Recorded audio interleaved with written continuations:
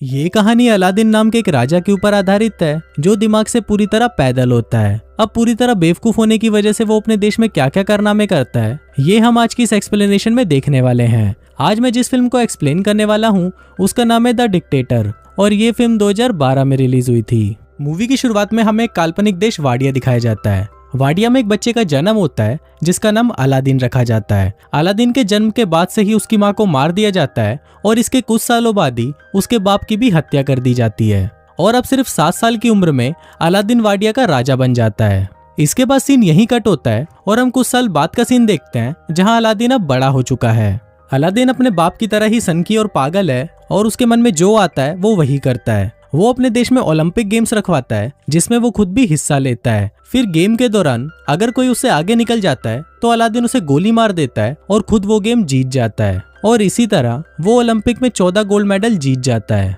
इसके बाद अलादीन अपने महल के बाहर आता है और अपनी प्रजा को बोलता है कि जल्दी ही पूरी दुनिया हमारे आगे घुटने टेकेगी। हम जल्दी ही न्यूक्लियर वेपन तैयार कर लेंगे, पर किसी पर हमला करने के लिए नहीं बल्कि शांति बनाए रखने के लिए। और ये बोलते ही वो हंसने लग जाता है। इसके बाद अलादीन अपने न्यूक्लियर रिसर्च सेंटर में जाता है और वहां पर वो अपने चाचा तामीर से मिलता है।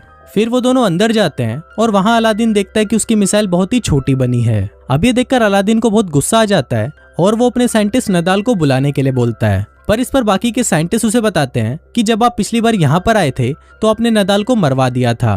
अलादीन को इस बारे में कुछ याद नहीं होता, पर जब वो अपने दिमाग पर जोर डालता है तब उसे याद आता है कि जब वो 2 साल पहले यहाँ पर आया था तो उसने अपने साइंटिस्ट नदाल को मरवा दिया था।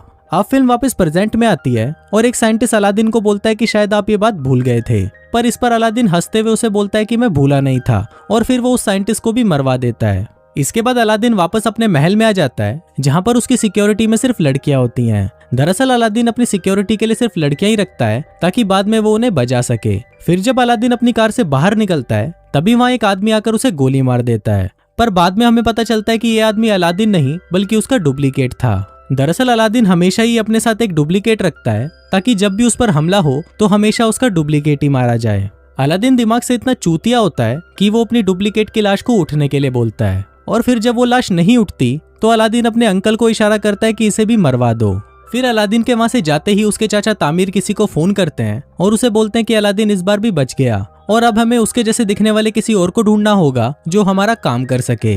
अब ये देखकर हम व्यूवर्स को पता चल जाता है कि अलादीन को उसके चाचा तामीर ही मरवाना चाहते हैं ताकि वाडिया की पूरी सत्ता उनके हाथों में आ सके। इसके बाद ये लोग अलादीन के हमशक्ल को ढूंढना शुरू करते हैं और उन्हें एक आदमी मिल भी जाता है जो बिल्कुल अलादीन की तरह दिखता था, पर यह आदमी भी अलादीन की तरह ही दिमाग से पैदल होता है। दूसरी तरफ हम अलादीन को देखते हैं जो एक हॉलीवुड एक्ट्रेस मेगन फॉक्स के साथ पलंग तोड़ रहा होता है और पलंग तोड़ने के बाद वो उसके साथ एक फोटो खिंचवाता है और वो उस फोटो को अपनी दीवार पर चिपका देता है। उसी दीवार पर हम और भी कई सारी लड़कियों की फोटोज देखते हैं जिनके साथ अलादीन अब तक पलंग तोड़ चुका है। फिर अगले दिन जब अलादीन वीडियो गेम खेल रहा होता है तभी वहां पर उसके चाचा तामीर आते हैं और उसे बोलते हैं कि तुम्हें अमेरिका जाकर अपने परमाणु हथियार बनाने के बारे में उन्हें सफाई देनी होगी और अगर तुमने ऐसा नहीं किया तो वो लोग अपनी फौज को यहाँ बेचकर वाडिया पर कब्जा कर लेंगे। अब ये सुनकर अलादीन डिसाइड करता है कि वो अमेरिका जाएगा। फिर अलादीन अमेरिका आ जाता है और अमेरिका के लोग सड़कों पर उसके खिलाफ नारे लगाते हैं। दरअसल अमेरिका के लोग चाहते थे कि वाडिया में डेमोक्रेसी हो और कोई भी बेवकूफ और पागल राजा उन पर अत्याचार ना करे। इसके बाद अलादीन अपने सिक्योरिटी हेड से मिलता है जिसका नाम क्लेटन होता है और वो अलादीन को बिल्कुल भी पसंद नहीं करता था। फिर जब रात को अलादीन अपने होटल में सो रहा होता है तभी वहां पर क्लेटन आता है और वो उसको किडनैप कर लेता है। वो उसे एक टॉर्चर रूम में लेके जाता है और वहां पर वो अलादीन को अपने हथियार दिखाता है जिससे वो उसे टॉर्चर करने वाला है, पर अलादीन उसके हथियारों का मजाक उड़ाने लगता है जिससे गुस्सा होकर क्लेटन उसकी दाढ़ी काट देता है। फिर वो उसकी दाढ़ी को जला देता है पर दाढ़ी पर लगी आग से वो खुद भी जल जाता है। दूसरी तरफ अलादीन भी खुद को रस्सियों से आजाद कर लेता है और वहां से भाग जाता है। अब अलादीन की दाढ़ी कट जाने की वजह से कोई भी उसे पहचान नहीं सकता था। फिर अगले दिन अलादीन उसी जगह जाता है जहां पर उसे भाषण देना था। तभी वो वहां पर देखता है कि उसका हमशक्ल उसके चाचा तामीर के साथ वहां पर भाषण देने के लिए जा रहा है और अब अलादीन ये सब देखकर समझ जाता है कि ये सारा खेल उसके चाचा तामीर का है। अब अलादीन को बहुत ज्यादा गुस्सा आ जाता है और वो रेलिंग तोड़कर अंदर जाने की कोशिश करता है, पर तभी सिक्योरिटी उस पर हमला कर देती है और वो नीचे गिर जाता है। तभी वहां पर जोई नाम की एक लड़की आती है और वो उसे स्कूटी पर बिठाकर वहां से ले जाती है। इसके बाद जोई उसे अपनी दुकान पर लेके जाती है जहां पर वो काम करती थी। जोई अलादीन को कुछ कपड़े देती है और उसे पूछते है कि क्या तुम मेरी दुकान पर काम करोगे, पर इस पर अलादीन उसे बोलता है कि मैं चूतियों के साथ काम नहीं करता और ये बोलकर वो वहाँ से चला जाता है। अब अलादीन सड़कों पर भटक रहा होता है और तभी वहाँ उसे नदाल दिखता है, जिसे उसने कई सालों पहले मरवा दिया था। अलादीन नदाल को जिंदा देखकर हैरान हो जाता है और वो उसका पीछा करने लगता है। पीछा करते हुए अलादीन एक बार में पहुंच जाता है जहाँ पर सिर्फ वही लोग आते थे जो अलादीन से नफरत करते थे।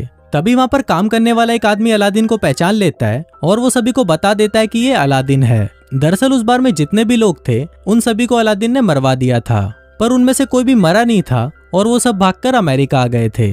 इसके बाद वो सभी अलादीन को पकड़ लेते हैं और उसे मारने की कोशिश करते हैं। वो अलादीन को टपकाने ही वाले होते हैं कि तभी वहाँ पर नदाल आ जाता है और उन सभी को बोलता है कि ये मेरा कजन है। दरअसल यहाँ पर नदाल ने अलादीन को पहचान लिया था। इसके बाद नदाल उससे पूछता है कि तुम यहाँ पर क्या कर रहे हो, तो अलादीन उसे बताता है कि उसके चाचा तामिर ने उसे धोखा दिया और वो वाडिया पर कब्जा करना चाहते हैं। फिर अलादीन नदाल को बोलता है कि तुम्हें मेरी हेल्प करनी होगी, जिस पर नदाल मान तो जाता है, पर वो उसे बोलता है कि मुझे मेरी नौकरी वापस चाहिए, जिस पर अलादीन भी मान जाता है। फिर अगले दिन अलादीन और नदाल उस होटल के पास जाते हैं जहाँ पर अलादीन का हमशक्ल रहता है। तभी वहाँ पर अलादीन जोई को देखता है और उससे छुपने लगता है। फिर नदाल उसे पूछता है कि तुम ऐसा क्यों कर रहे हो, तो अलादीन उसे बताता है कि मुझे वो लड़की बिल्कुल भी पसंद नहीं है, जिस पर नदाल उसे बोलता है कि अगर तुम इस लड़की को जानते हो तो उसकी मदद से हम इस होटल में आसानी से पहुंच सकते हैं। अब अलादीन ना चाहते हुए भी जोई की शॉप में काम करने लगता है, पर वहाँ पर वो ढंग से काम करने की बजाय सभी चीजों को बिगाड़ देता है। फिर अलादीन को नदाल का कॉल आता है और वो उसे बताता है कि मैंने सारा प्लान बना लिया है।